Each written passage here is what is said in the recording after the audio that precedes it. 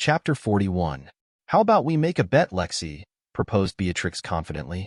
I think this man will leave her by the end of this year, which is 3 months from now. Either she throws him out, or he leaves of his own volition.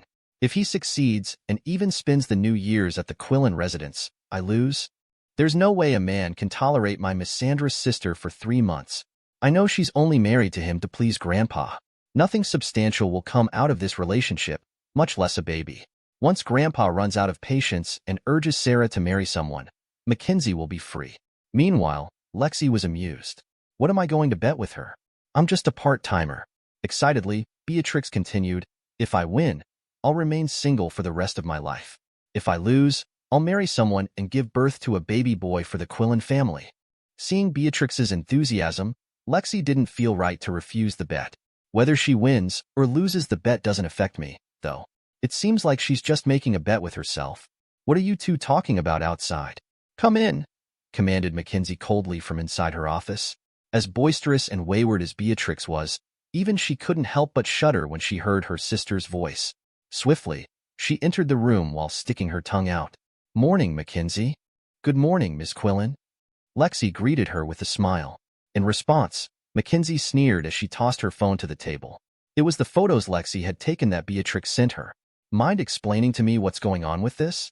Lexi was trembling a little as she faced her employer's frigid countenance.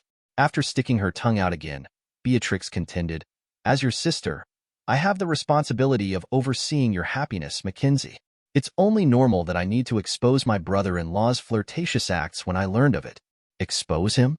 Amused, Mackenzie asked rhetorically, even when he's merely attending a banquet with his sister? Huh? His sister?